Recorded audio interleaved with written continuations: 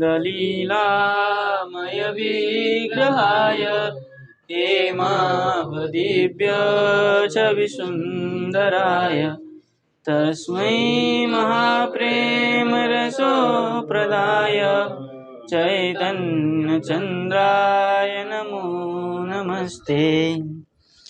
तो हम जीवात्मा की स्वरूप के विषय में विचार कर रहे थे।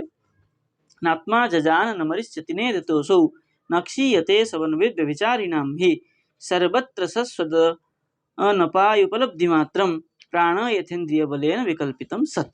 ये विचार किए थे, ठीक है ना। उसी में ही उसकी टीका देखने जा रहे हैं। टीका में कह रहे हैं जीवात्मनि ज्ञाते परमात्मा सुज्ञातः, ठीक है ना। यदि जीवात्मा को कोई ज्ञान जान ले, ठीक है ना, यदि कोई जीवात्मा तो स्वयं को पहचान ले कि मैं कौन हूँ, तब उसको भगवान को जानने में कोई इतना भारी नहीं लगेगा। जब स्वयं को जान लेगा, ठीक है ना, तब ईश्वर को जानने में कोई इतना भारी नहीं रहेगा। क्यों? क्योंकि स्वयं को जानने के बाद उसको पता चल जाएगा कि मेरे से भिन्न ईश्वर है, ईश्वर मेरे से भिन्न है, ये पता चल जाएगा अपने आप। कि परमात्मा सुज्ञात, परमात्मा को ज्ञात करने में सुलभ हो जाएगा। बोले स्यात् इति उक्तम, ठीक है, तुम जो कहा ऐसा हो। तदर्थम जीवात्मनम निरूपयिष्यन् निवारयति, इसलिए जीवात्मा का निरूपण करना अत्यंत आवश्यक हो गया। इसलिए जीवात्मा के निरूपण करते हुए निरूपयिष्यन् अवतारयति कह रहे। तत्र यदि इत्यादि ना, वहां से करके तत्र यदि त्वम पदार्थस्य जीवात्मनो करके कहा ना, तो इत्यादि ना। बोले अन्यार्थश्च इति ब्रह्मसूत्रम, जो अन्य अर्थ है जीव से भिन्न क्या है, तो तुम पदार्थ में जो अन्य अर्थ है, तुम पदार्थ का अर्थ है, वो ब्रह्मसूत्र में और बढ़िया स्पष्ट किया गया है। छांदोग्य में दहर विद्या छांदोग्य पठते, दहर विद्या में, छांदोग्य में, दहर विद्या में कहा है, क्या कहा है? यदि इदम अस्मिन् ब्रह्मपुरे, आपके ब्रह्मपुर में, हाँ, ब्रह्मपुरे दहर पुंडरीकम वेश्म, दहर मतलब हृदय, हृदय हृदय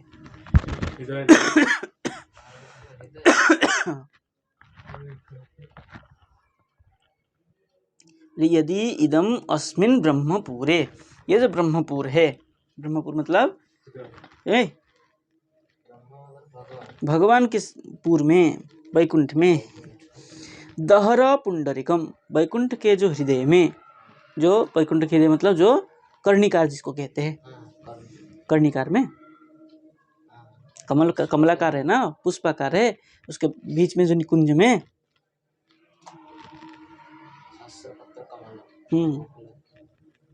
उसके अंदर जो, हाँ, तत्कर्णिकारम तद्धामम, भगवान का नित्य जो स्थान है, जो विराज स्थान है, वो कर्णिका है। वो दहर पुंडरीकम, वो पुंडरीक है। वेश्म, और उनका क्या है? वेश्म है। वेश्म मतलब घर, हाँ, ठीक है।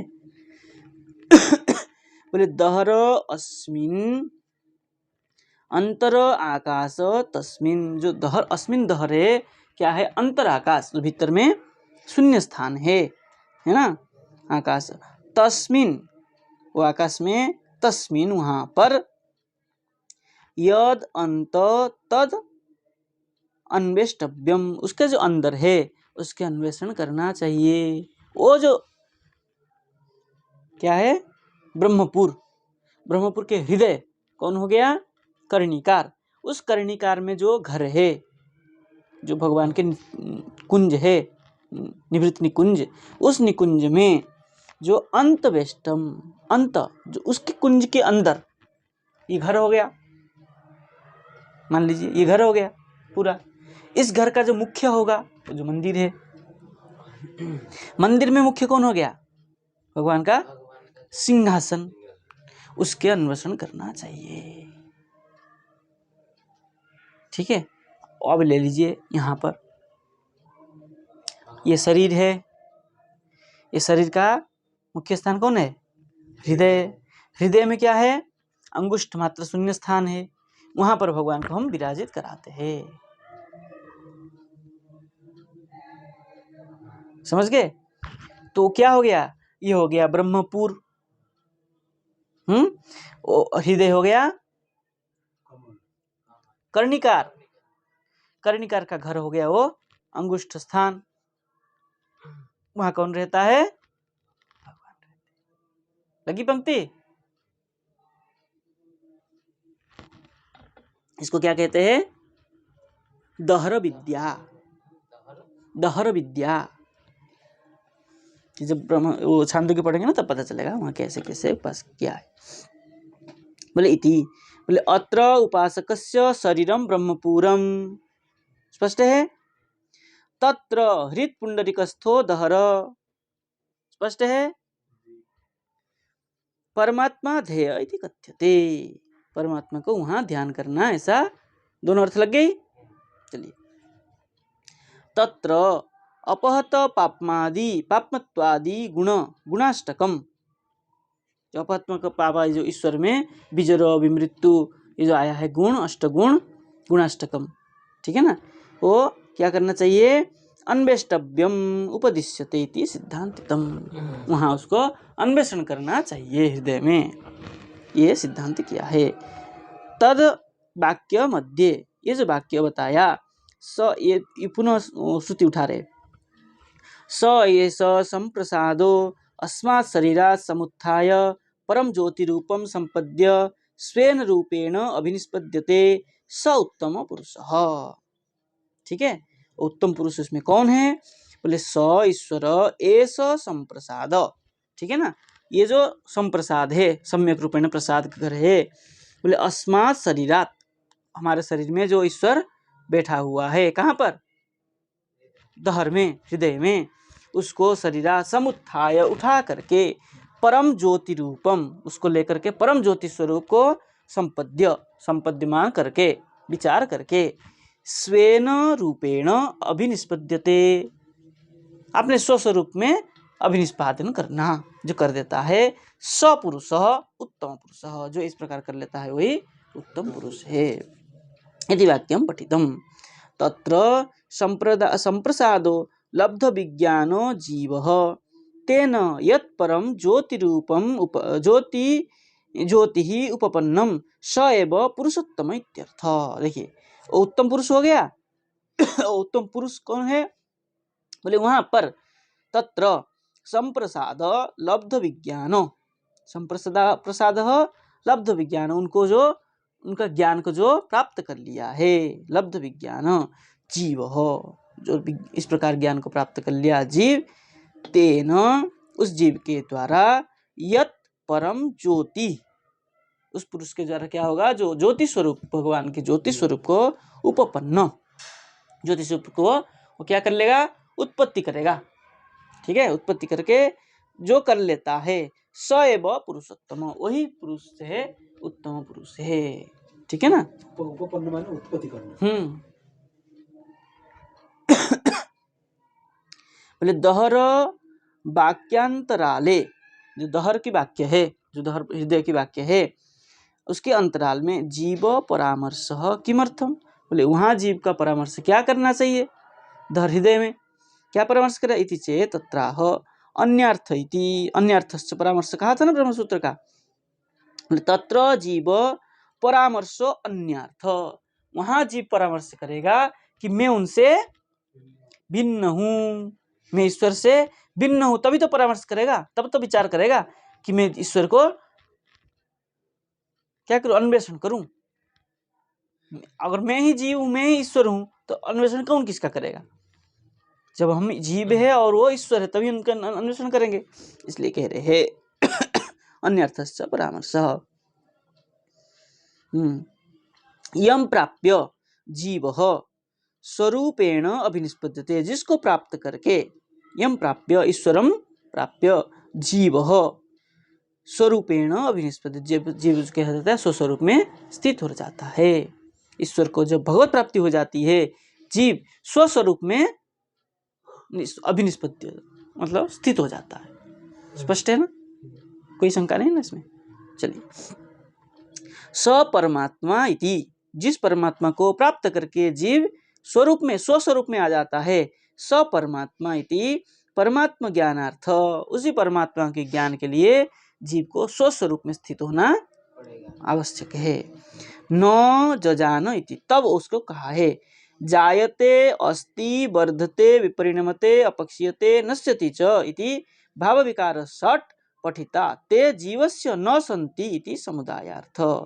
जीव का जायते अस्ति वर्धते विपरिणमते अपक्ष्यते नश्यति, ये जो भाव विकार षड भाव विकार है, ये शरीर का है, जीव का नहीं है। इसलिए कहा है नात्मा जजान, ना आत्मा जन्म लेता है, ना मरता है, ना बढ़ता है, ना घटता है। जीवात्मा होता है, आत्मा तो नहीं होता ना। जीवात्मा भी नहीं होता है। जीवात्मा मतलब इस शरीर को जीवात्मा बोलते दत्त, शरीर को जीवात्मा कहाँ कहा? हैं। जड़ वस्तु है ना। शरीर तो जन्म भी लेता है, रहता भी है, बढ़ता भी है, परिणामी भी होता है, अपक्षय भी होता है, नष्ट भी होता है। ये शरीर का है, ये सद्भाव विकार शरीर का है, आत्मा का नहीं है। इसलिए न जायते इति कहा। न नात्मा जजान न मरिष्यति नेदतोषो, इसलिए कहा है।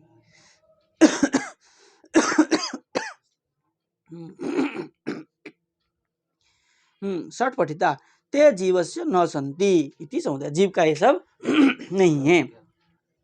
अब ननु नील ज्ञान पहले उठाया था नील पितादि ज्ञान को, पुण्य शंका कर रहा है कि नील ज्ञानम इत्यादि ज्ञान रूपम आत्म वस्तु, नील ज्ञान आदि क्या है? ये सब ज्ञान वस्तु है ना।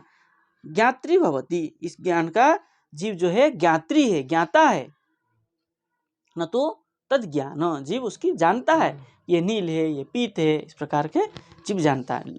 जीव नील पितादि आकार नहीं है। फिर प्रकाश वस्तु सूर्य प्रकाशयिता, यथा प्रकाश वस्तु क्या है? सूर्य है, लेकिन प्रकाशयिता भाई कोई देखने वाला, सूर्य का उजाला पड़ा, हम देखे उसको, अंधेरे में दिख नहीं रहा था, तो प्रकाशयिता तो हम हुए है ना। प्रकाश है, सूर्य प्रकाशिता है जो देखने वाले। हाँ, प्रकाश तो आपको हुआ ना, आपने उजाला को देखा है ना। करता है यहाँ पे, करता तो आप हुए, देखने वाला तो हुए। प्रकाश तो सूर्य ने किया, प्रकाश को क्या कहेंगे? और प्रकाशयिता प्रकाश वस्तु होगा घटपट आदि, उसकी ज्ञाता कौन हुआ? जो देखा। ठीक है, प्रकाशयिता हो ये सूर्य, और प्रकाश वस्तु हुआ घटपट आदि, लेकिन प्रकाश वस्तु की ज्ञाता हुआ जीव। नीलपिता जो घटपट आदि था उसको ज्ञाता हो गया जीव। तो जैसे प्रकाश वस्तु सूर्य प्रकाशयिता, प्रकाश वस्तु सूर्य क्या है? प्रकाशयिता है ना। ये था, बोले प्रकाश वस्तु को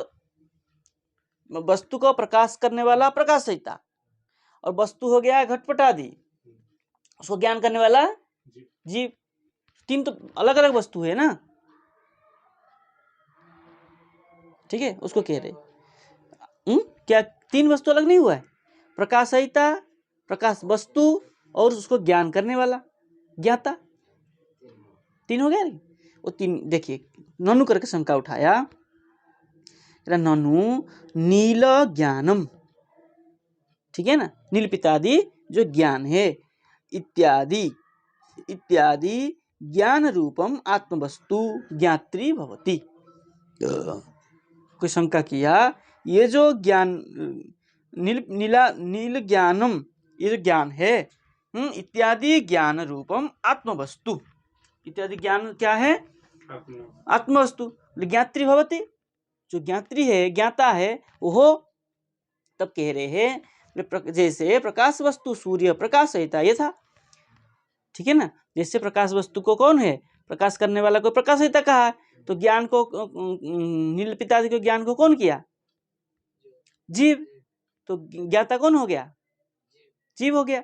तो उसी को कह रहे ततश्च स्वरूपानुबंधित्वात् ज्ञानम तस्य नित्यम, बोले स्वरूपानुबंधी होने से उसका जो ज्ञान है वो कैसा हो गया?